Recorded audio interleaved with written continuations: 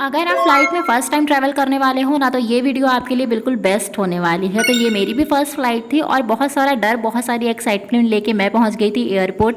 जब आप एयरपोर्ट पे जाओगे ना, तो वहाँ गेट पर ही सिक्योरिटी चेक इन होता है। वहाँ पे आप अपना टिकट दिखाइए और एक कोई भी आईडी प्रूफ आप दिखा दीजिए।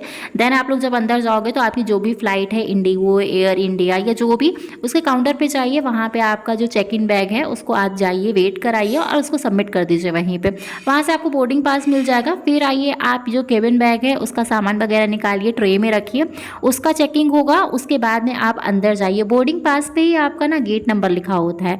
उस पर जो भी गेट नंबर लिखा हुआ है वहाँ पे स्क्रीन पे मेंशन रहता है कि गेट नंबर कहाँ पर है। और अगर कुछ भी नहीं समझ में आता है ना, तो वहीं पे एयरपोर्ट पे आप किसी से भी पूछोगे ना, तो बहुत अच्छे से बताते हैं। बहुत सपोर्टिव स्टाफ होता है, तो बिल्कुल भी डरिएगा नहीं। आराम से जाके जो कुछ भी पूछना है तो अच्छे से पूछिएगा जाके, क्योंकि उन लोगों को ना आज से ज़्यादा चिंता रहती है कि आप लोग कहीं गलत जगह ना पहुँच जाए। एयरपोर्ट पे ना बहुत सारे लोग खड़े रहते हैं जो आपके सपोर्ट के लिए होते हैं, तो आप उनसे आराम से पूछ सकते हो। तो हम लोग आ गए थे अपने बोर्डिंग गेट पे। यहाँ पे भी आराम से आप बैठ जाइएगा। यहाँ पे जब बोर्डिंग स्टार्ट होती है ना, उसके कुछ टाइम पहले अनाउंसमेंट होती है, तो आप लोग लाइन में लगी। यहाँ मम्मा देखी कितनी ज़्यादा खुश हो रही थी, और सच बताए ना, मुझे भी बहुत ज़्यादा खुशी हो रही थी। तो आप बोर्डिंग करिए और जब आप फ्लाइट में जाओगे तो यहाँ पे फिर से एक बार चेकिंग करते हैं। तो अपना जो आईडी प्रूफ है ना, उसको बाहर ही रखिएगा।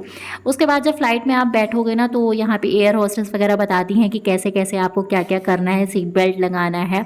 उसके अलावा यहाँ पे सीट्स नंबर भी ऊपर लिखे होते हैं विंडो पर ही, तो आप उनसे पूछ लीजिए अगर कुछ नहीं समझ में आ रहा है, वो सब लोग भी बता देंगे आपको अच्छे से। तो ये हमारी फर्स्ट फ्लाइट थी लखनऊ से चेन्नई। और सच बताऊँ ना, फ्लाइट में बैठना मेरे लिए किसी सपने से कम नहीं था।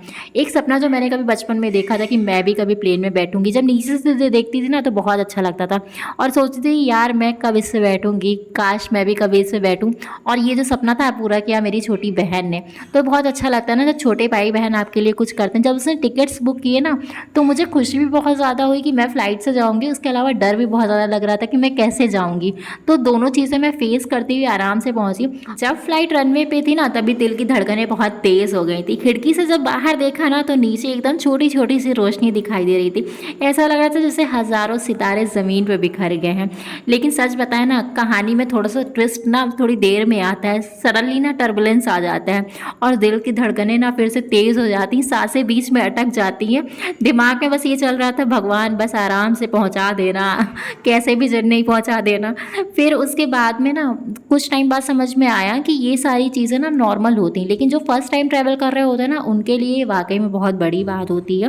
तो इम्पॉर्टेंट पार्ट ये है कि ये बहुत ही नॉर्मल है। तो अगर टर्बुलेंस आता है तो पेशेंस रखिए, आराम से बढ़िया बैठे रहिए। जो लोग फर्स्ट टाइम ट्रैवल कर रहे हैं ना, तो वो वाकई में डर जाते हैं, क्योंकि मैं खुद भी बहुत ज़्यादा डर गई थी। और जैसे ही मैं बाहर आती हूँ, सबसे पहले बहन को यही बताती हूँ कि यार वहाँ पे फ़्लाइट हिलने लगी थी। फिर वो मुझे बताती है कि वो टर्बुलेंस होता है, तो उसमें डरने वाली कोई बात नहीं होती है।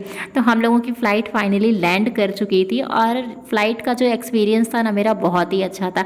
इतने सारे प्लेन्स को जब मैंने पास से देखा ना, तो इतना अच्छा लग रहा था यार, क्या ही बताऊँ मैं। बहुत अच्छी वाली फीलिंग आ रही थी। मम्मा भी बहुत ज़्यादा खुश हो गई थी। फ्लाइट में ही आपका चेक इन बैग कहाँ मिलेगा, किस बेल्ट पे मिलेगा, वो लोग अनाउंस करते हैं। अगर नहीं समझ में आता है तो आप एयर हॉस्टेस से पूछ के निकल लीजिए। फिर मैंने अपना लगेज रिसीव किया और इसके बाद हम लोग वहाँ से निकल आए। तो वीडियो अच्छी लगी, वीडियो को लाइक करिएगा और प्लीज़ चैनल को सब्सक्राइब करना मत भूलना। मिलती हूँ नेक्स्ट व्लॉग में, तब तक के लिए बाय।